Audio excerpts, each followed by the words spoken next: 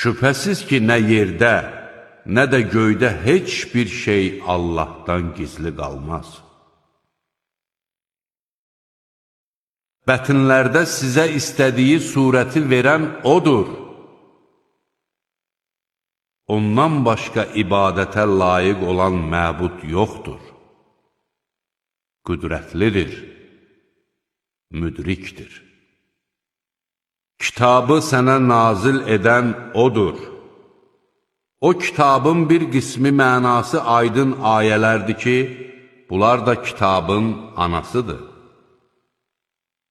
Digərləri isə mənası aydın olmayan ayələrdir.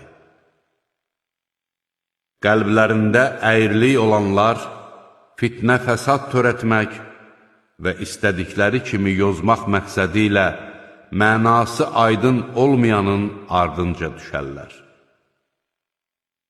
Onun yozumunu isə Allahdan başqa heç kəs bilməz. Elmdə qüvvətli olanlar isə deyərlər, biz onlara iman gətirdik, hamısı bizim Rəbbimizdəndir. Bunu isə ancaq ağıl sahibləri dərk edərlər.